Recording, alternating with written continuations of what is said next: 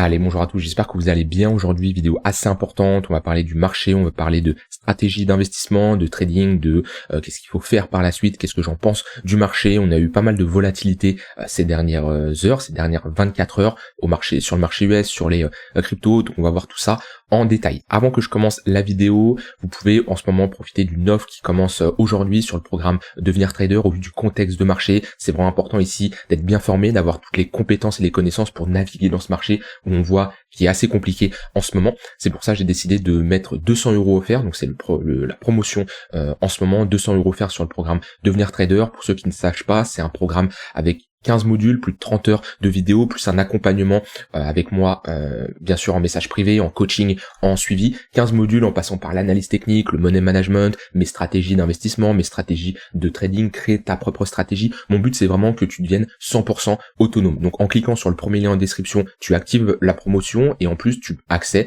à tout simplement le contenu. Tu pourras voir ce que tu vas retrouver à l'intérieur. Mon but, c'est qu'à la fin de ce programme-là, tu sois 100% opérationnel et je ne te laisse pas seul, je t'accompagne. Tu as des bonus en plus, une mise à jour gratuite à vie puisque le marché évolue constamment, donc je continue à mettre à jour des cours, accès au groupe privé des traders ou sur le Discord, tu auras un salon dédié avec l'ensemble des traders formés où tu pourras discuter avec eux, un coaching personnalisé avec moi à la fin du programme où on planifie on programme ton profil de trading, ta stratégie de trading en fonction de ton profil et tout ce qui va avec, et surtout un accompagnement à vie puisque je ne te lâche pas, il y a un suivi en message privé, je réponds à tes questions, c'est vraiment le gros plus de ce programme-là. Donc je t'invite à cliquer sur le premier lien en description. Tu peux bien sûr lire le contenu que tu vas retrouver à l'intérieur du programme. J'ai mis toutes mes connaissances, mes compétences à l'intérieur pour que tu deviennes autonome et rentable. Donc voilà, dès maintenant, tu peux profiter de 200 € offerts en cliquant sur le premier lien en description. Et au vu du contexte de marché, pour moi, on est dans une bonne période pour se former, en tout cas pour pouvoir naviguer sereinement dans ce marché-là.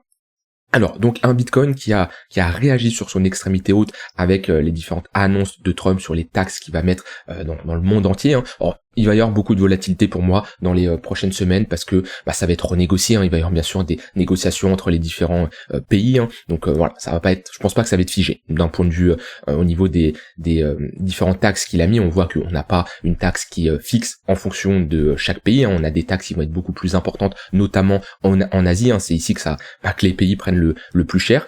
Ça me surprend pas. Il y a toujours eu cette concurrence entre les USA et la Chine et l'Asie. Donc pour moi, il va y avoir des négociations. On a un marché US qui se casse bien la tronche, on le voit bien, et je trouve que les marchés crypto, enfin les cryptos, le Bitcoin et les altcoins réagissent plutôt bien comparé au S&P, au marché US qui a bien baissé. Donc on va quand même parler après de stratégie d'investissement, qu'est-ce que j'en pense, je vous parlerai de mon biais et surtout comment je souhaite me positionner. Mais quand on regarde ici le S&P qui a pris jusqu'au plus bas à moins 5,4%, ce qui est énorme pour le S&P, c'est des amplitudes assez importantes qui arrivent assez rarement. Quand on regarde avec le Bitcoin, au final on est ici sur un moins 8%. Donc c'est vraiment presque similaire au S&P, alors que logiquement quand le S&P décroche, Bitcoin peut prendre moins 10, moins 15% assez rapidement. On reviendra sur le marché US après, on va parler ici du Bitcoin. Au final le Bitcoin, on est toujours dans un range, ça veut dire ça ne change pas, et ce que je vous dis depuis des jours, depuis des semaines, c'est toujours d'actualité. Quand hier je vous ai dit attention, on a un pump en cours, et c'est vrai, à un moment où j'ai tourné la vidéo on avait un pump en cours, mais qu'est-ce que je vous ai dit? Je vous ai dit qu'on arrive sur une extrémité haute, c'est plutôt une zone où je vais être prudent, où je vais chercher des shorts, mais que je ne vais pas me positionner en tant qu'acheteur. Et on voit qu'on fait du ping-pong entre ces bornes-là. La borne haute, ici, la value area high, et la borne basse, la value area low. Et on fait ici du ping-pong, et la majorité des gens, c'est toujours comme ça qu'ils se comportent. On l'a vu ici, on l'a vu ici. Ici, ils sont bearish, ici, ils sont bullish. Alors que non, quand on est sur résistance, on est bearish. Pourquoi? Parce qu'un niveau a plus de chances de tenir. Et je vous l'ai dit encore hier, méfiance, on est dans un range.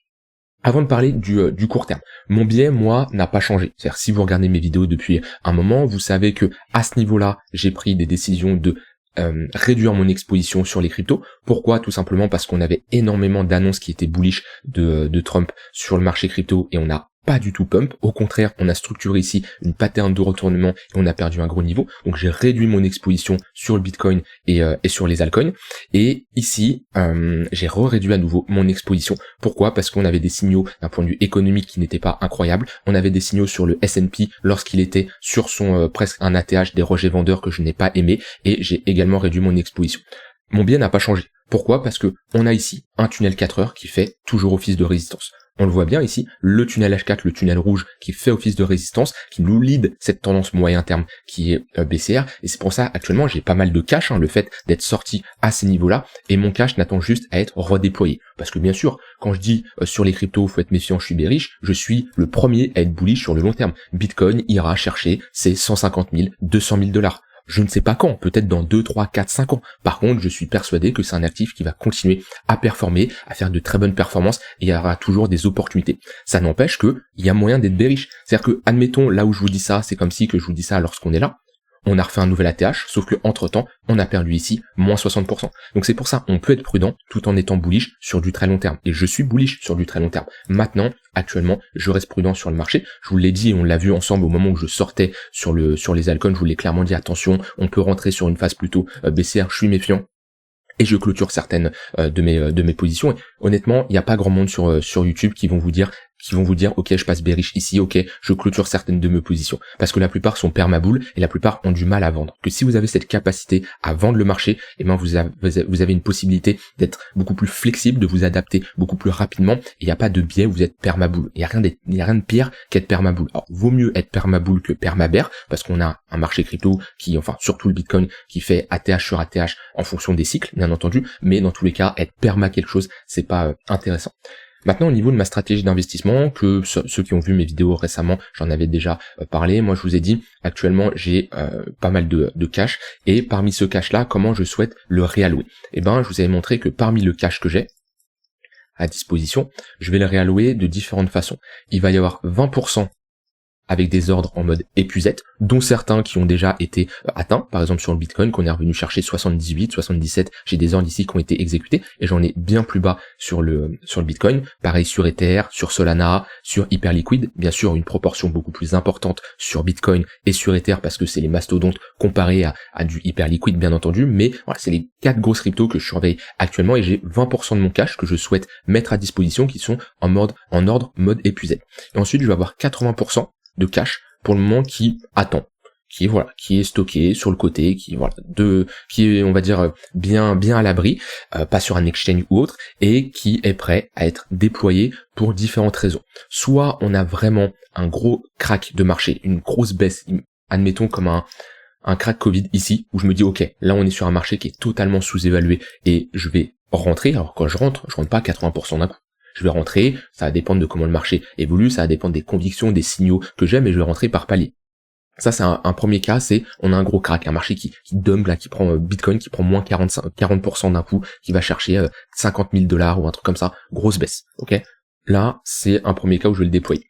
Deuxième cas, on a des signaux de bottom. C'est-à-dire qu'on va ici, on pose un bottom, ou alors on pose un bottom ici, peu importe, je ne sais pas où on pose un bottom, mais on pose un bottom, j'ai des signaux de retournement, j'ai un marché qui devient plus encourageant, j'ai des news qui sont pas mal, j'ai le marché US qui se reprend, voilà, on pose un bottom. Ça va être les deux gros facteurs, et éventuellement, si j'ai mes ordres en mode épuisette qui sont faits exécuter, d'accord, et potentiellement j'ai des niveaux intéressants pour remettre des ordres en mode épuisette, je pourrais ici transférer une partie du cash en mode épuisette. C'est globalement comme ça que je souhaite me positionner. Et sur le Bitcoin, je vous ai toujours dit, il y a 2 gros niveaux long terme qui m'intéressent. Si on y revient, 72 000 $ et 50 000 $. Attention, je dis pas qu'on va y aller, et c'est pour ça que je suis pas en mode borné. Si on pose un bottom à ce niveau-là, ben je peux rentrer, même si c'est légèrement plus haut, mais j'ai plus de chances d'être dans le sens de la tendance, je rentre. Il n'y a pas de souci là-dessus. C'est pour ça que j'ai une flexibilité dans ma stratégie qui me permet de me positionner au cas où on a une baisse, avec ces ordres en mode épuisette, et au cas où on a une forte baisse, et également si on pose un bottom. Ce qui me permet d'être le plus flexible sur le marché. Et c'est ce que je vous recommande beaucoup. Ils ont une stratégie, mais si le marché fait l'inverse de ce que propose leur stratégie, ils sont bloqués. C'est-à-dire des gens cherchent à long là, mais si le marché fait ça, bah ils ne savent pas quoi faire. Ils sont bloqués, ils ont pas de plan. Moi j'ai un plan, peu importe ce que le marché fait. Que le marché monte, que le marché baisse, le fait d'avoir du cash, bien sûr j'ai toujours du Bitcoin, j'ai toujours de l'Ether, j'ai toujours des altcoins, j'ai toujours une exposition, mais qui est beaucoup plus faible qu'à ce niveau-là. Et vous serez beaucoup plus à l'aise si vous avez du cash et si vous avez une stratégie qui est claire comme ça. Et c'est ce que je vous demande aujourd'hui. Je vous demande de vous poser, d'accord, de calculer vraiment combien de cash vous voulez investir sur les cryptos, quelle est cette proportion par rapport aux cryptos que vous avez actuellement, et de mettre en place comme ça une stratégie. Ça va vous permettre d'être beaucoup plus à l'aise et d'avoir un plan. Parce que si ça, c'est pas clair dans votre tête, ce que j'ai montré ici, Quand le marché va monter ou quand le marché va baisser, vous allez tout simplement suivre vos émotions. Et c'est pas une analyse rationnelle, c'est pas une stratégie bien définie qui va prendre le dessus. C'est vos émotions. Et souvent, les émotions en investissement et en trading, c'est vraiment pas le plus intéressant.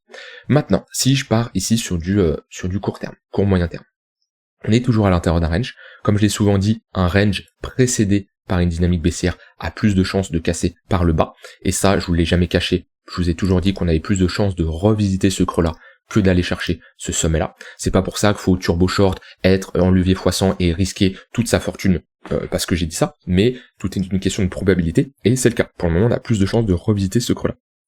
Maintenant, on est sur un niveau de support. C'est un fait, on est sur un niveau de support, on est sur un bad range, donc on va être plutôt dans une zone, on va chercher des achats. Pourquoi ? Parce que je ne souhaite pas me positionner en tant que vendeur sur un niveau de support. Comme hier, où je vous l'ai dit, je souhaite pas me positionner en tant qu'acheteur sur un niveau de résistance. Déjà, rien que de faire ça, sans chercher à short là ou chercher un long là, mais déjà éviter de short là et de long là, vous évitez des pertes, j'ai envie de dire, inutiles. Parce qu'il n'y a rien de pire que prendre un long sur une résistance, avoir un marché qui baisse et se rendre compte après, se dire ah ouais, j'ai pris un long quand même sur une résistance. Parce que c'est toujours simple quand on est en dehors du trade de faire une analyse réfléchie. Mais quand on est dans le trade, bah souvent quand on est en long, par exemple en long ici, on voit pas toutes les informations, on est un peu biaisé parce qu'automatiquement on est dans une position. Et il y a les émotions qui rentrent en jeu, alors que quand on est en dehors du trade, on peut avoir une analyse qui est un peu plus rationnelle. Maintenant sur le Bitcoin, on revient chercher ici un niveau de support. C'est une première chose intéressante, c'est que ma zone de localisation est bonne. C'est beaucoup trop tôt, selon moi, pour se positionner en tant qu'acheteur. Pourquoi ? Parce que on a une dynamique qui est baissière. On le voit bien ici, on a des moyennes mobiles orientées à la baisse. Hop, si je prends cette charte là. Sur Bitcoin, tac, ça va être beaucoup plus simple à lire. Voilà, on a des moyennes mobiles orientées à la baisse. Et vous voyez la différence ici où là, quand on est ici, on pourrait potentiellement être là ou là. D'accord ? Donc c'est potentiellement bottom, mais on n'en est pas sûr. À quel moment on en est sûr ? Eh bien, quand on a des patterns de retournement. Ici, je vous en avais parlé à ce moment-là, quand le Bitcoin a break son 15 minutes et a pullback sur la ligne de coup, là, ça peut être intéressant de se positionner. Alors, c'est sûr que vous n'avez pas le point bas. C'est sûr que vous n'avez pas ce petit point bas là que tout le monde cherche à avoir. Mais au moins, déjà, vous avez beaucoup plus de chances d'être dans le sens de la tendance. Et après, ça permet de lancer une tendance haussière. On voit ici plusieurs impulsions, jusqu'à revisiter notre burn-out.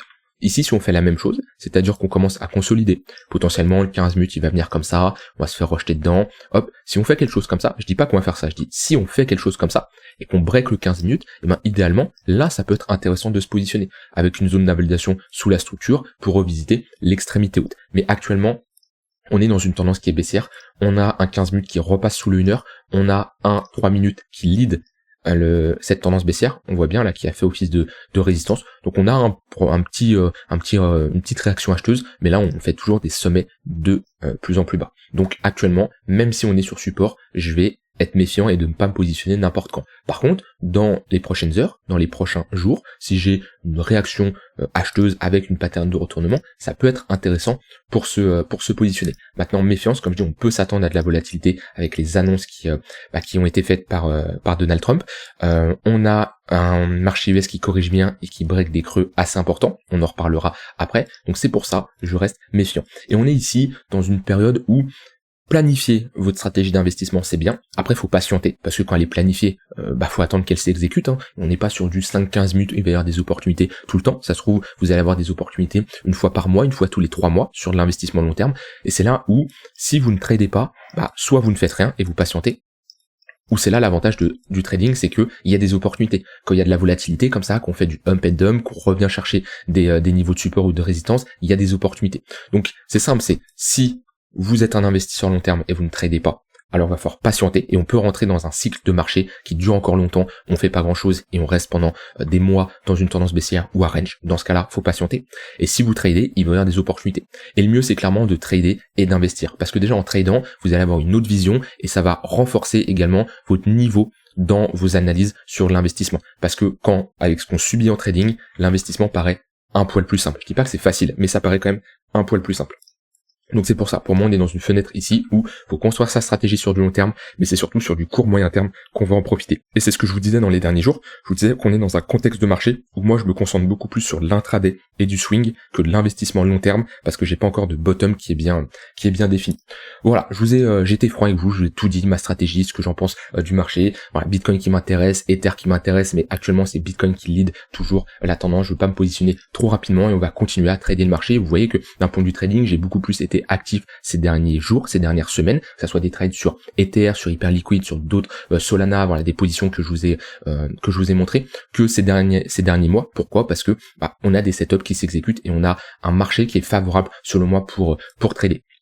Alors maintenant on va parler d'Ether.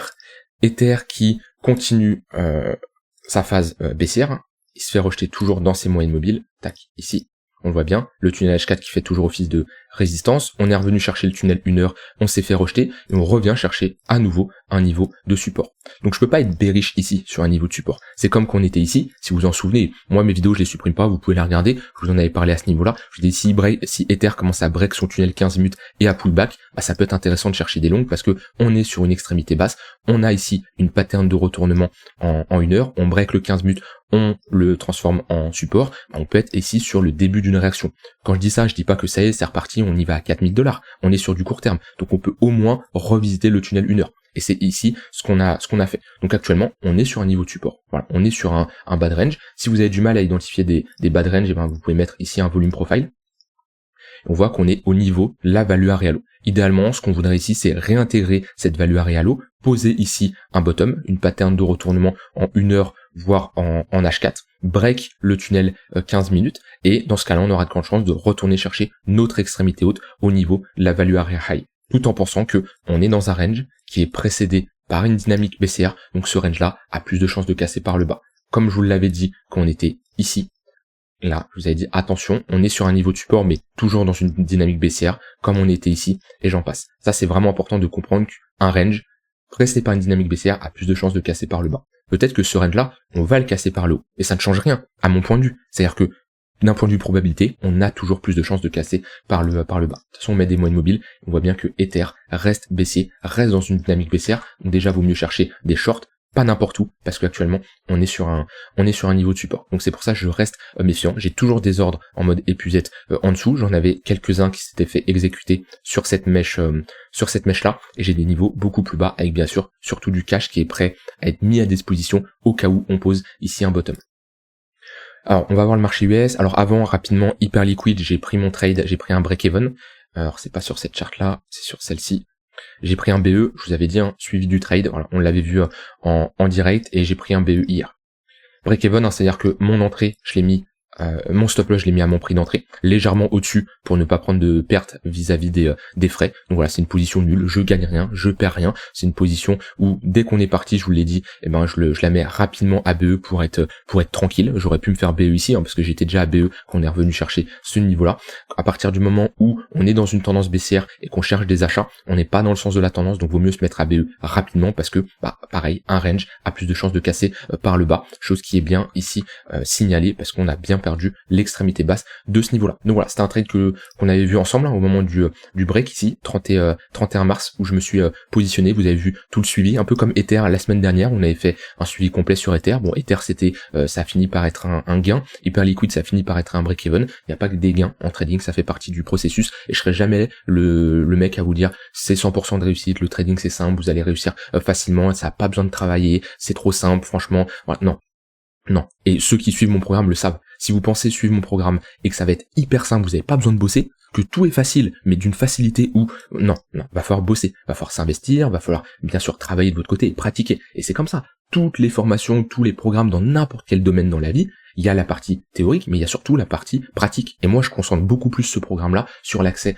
pratique, mais il va falloir pratiquer. Et il n'y a pas de remède, il n'y a pas de choses miracles. Ceux qui vous vendent du rêve sur Internet et qui vous disent que le trading, c'est 100% de réussite, tout est facile et vous allez gagner des millions, non, il va falloir travailler. Peut-être sur le long terme, c'est quelque chose qui va être possible quand vous aurez des choses qui seront mises en place, des setups, des stratégies. Ça, c'est possible, mais au début, bien sûr, faut travailler. Et si vous n'êtes pas prêt à faire ça, sortez du marché. Ça sert à rien. Même l'investissement, faut travailler un minimum. Alors, je voulais voir le marché US. Marché US, ce qui est beau, c'est que on a eu un peu les scénarios que j'avais en tête qui sont réalisés. C'est-à-dire qu'on était ici et qu'on a eu cette réaction acheteuse. Je vous avais parlé d'un rebond. Pourquoi? Parce que dans une dynamique qui est baissière, on a des rebonds. Un rebond qui a été chercher nos 0,5 de retracement et le tunnel 4 heures. parfaitement dessus, on a rejeté et on voit bien qu'on a revisité ce creux là parce que les creux sont souvent amenés à être revisités au moins dans la zone de rechargement 0,118,0786. On n'a pas réussi à poser un bottom. Maintenant on est quand même sur un niveau de support. Alors il faut attendre la clôture daily pour vraiment parler de break. Mais on voit globalement là on consolide au niveau d'un précédent creux. On est plutôt sur un niveau de support là. Tant qu'on n'a pas de l'installation en dessous de ce niveau là. Maintenant pareil les moyennes mobiles restent orientés à la baisse. Au vu du contexte macro, au vu de tout ce qui se passe actuellement, moi je reste prudent et méfiance, moi il y a quelque chose que j'ai souvent parlé, surtout en 2024, c'est le fameux DCA sur les indices, sur le S&P, comme on le vend, comme quoi c'est une méthode miracle, c'est-à-dire que tous les mois vous mettez votre argent et vous faites 10% assuré, annualisé sur les 50 prochaines années de votre vie, pour être à la retraite et multimillionnaire à 70 ans. Bon, déjà, est-ce que c'est la vie que tout le monde veut, être millionnaire à la retraite? Je pense que si vous débrouillez un peu avec les cryptos, avec j'en passe, vous pouvez l'être avant. Je dis pas que ça va être facile, je dis pas que c'est sûr à 100%, mais en tout cas être millionnaire à 70 ans, bon, déjà c'est mieux quand même que la majorité des gens, bien entendu, mais déjà c'est pas sûr, parce que pour moi on est peut-être sur une bulle des ETF, en tout cas qu'on voit ce genre de chart, on pourrait être sur une correction un peu plus importante, et surtout, je vais prendre la charte je vais prendre cette charte là, mais qui nous dit que là, on n'est pas là, et qu'on part sur 15 ans de range, parce que c'est ce qu'il y a eu là, on a eu un range de 15 ans, c'est-à-dire qu'on commence à aller le top en 2000, et on break ce niveau de résistance qu'en 2013, 2014. Qui nous dit là qu'on va pas range pendant 14 ans? C'est tout à fait possible. Admettons que les États-Unis perdent leur leader, actuellement c'est la puissance mondiale numéro 1, et s'ils rentrent dans une guerre commerciale avec l'Europe, avec l'Asie, s'ils perdent cette guerre commerciale, on peut être dans une transition long terme, parce que depuis 1945, c'est le S&P qui est leader sur le S&P, qu'est-ce que je dis, les États-Unis qui sont leaders dans le monde depuis fin de la Deuxième Guerre mondiale. Qui nous dit qu'on n'est pas dans une transition? C'est que des suppositions, je n'en sais rien. Je dis juste que méfiance à ceux qui prônent le DCA comme quoi c'est une méthode miracle. Moi je préfère me positionner sur des niveaux de retracement très intéressants, et pour le moment le S&P, on est dans une tendance baissière depuis qu'on a structuré ce top de marché. Je dis S&P, c'est pareil pour le Nasdaq, c'est exactement pareil, on voit bien, structure de top ici, on rentre dans une dynamique qui est baissière, donc moi je serais plutôt prudent ici sur les marchés, et automatiquement vu que les marchés US sont corrélés, enfin c'est plutôt les cryptos qui sont corrélés au marché US, vaut mieux être prudent. Au niveau des altcoins, automatiquement, bien sûr, on a des cryptos, des altcoins qui corrigent. On le voit bien ici au niveau de Total 3. Maintenant, on est toujours ici bloqué à l'intérieur d'un range, pareil sur du court terme. On revient sur du moyen terme plutôt. On revient chercher un niveau de support. Donc là, on avait réagi il y a déjà une vingtaine de jours. Par contre, on est toujours dans une dynamique baissière. On le voit bien. Les sommets sont de plus en plus bas. Donc pareil, un range précédé par une dynamique baissière, plus de chances de casser par le bas. Je mets des moyennes mobiles, on voit bien que le tunnel H4, pareil, lead la tendance.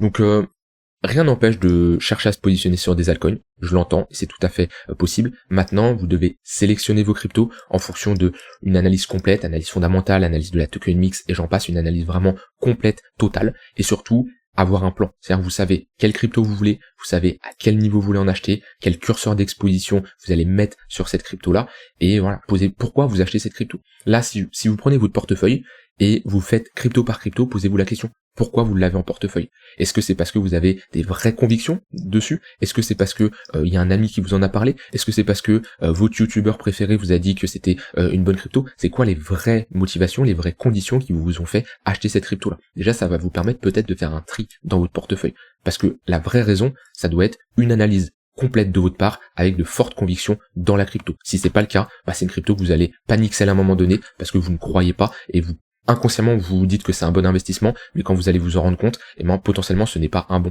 parce que ce n'est pas une analyse de vous, ce n'est pas votre propre opinion et votre propre décision. Donc ça c'est vraiment important. Peut-être sur Total 3 on rentre dans un gros range, on voit qu'on se fait rejeter sur un précédent ATH, c'est tout à fait possible ici qu'on rentre dans une phase de latéralisation. C'est pour ça, les altcoins, je fais des analyses, il y a des setups qui s'enclenchent, il n'y a pas de souci, j'ai quelques cryptos en portefeuille, j'ai du RSR, j'ai du Tao, j'ai du Solana, j'ai du Chainlink, bien entendu, mais pour le moment, je reste méfiant et je me concentre surtout sur les leaders BTC, Ether, Solana et Hyperliquid, même si j'ai une faible exposition, pour moi c'est un projet intéressant. Voilà, je vous laisse avec ça, c'était surtout un point important pour faire une analyse technique suite à la baisse qu'on a eue, de vous parler de ma stratégie d'investissement, de parler un peu de mindset, de psychologie, comme j'aime le faire, parce que c'est vraiment beaucoup ça le trading et l'investissement, c'est pas juste tracer des droites et se positionner sur des niveaux de support, mais en tout cas, préparez-vous pour la suite, c'est la chose la plus importante que je peux vous dire. Et si vous voulez vous préparer, et ben ici j'ai un programme complet qui vous permettra de devenir autonome en trading, de devenir rentable, c'est sûr, vous n'allez pas suivre ce programme-là en 48 heures, c'est pas possible, ça va être des semaines bien entendu parce qu'on est sur un programme de 30 heures, un accompagnement et un coaching de mon côté, mais en tout cas vous pouvez regarder les avis, vous pouvez rejoindre le Discord, discuter avec des traders qui l'ont suivi, me poser des questions, il n'y a pas de souci, je suis disponible, hein. Vous avez juste à cliquer ici et à me poser une question, je vous répondrai rapidement, mais en tout cas si vous voulez vous former et profiter ici de l'offre du moment 200 € offert, t'as juste à cliquer sur le premier lien en description. Je vous souhaite une très bonne fin de journée et je vous dis à demain pour une prochaine vidéo, bye bye.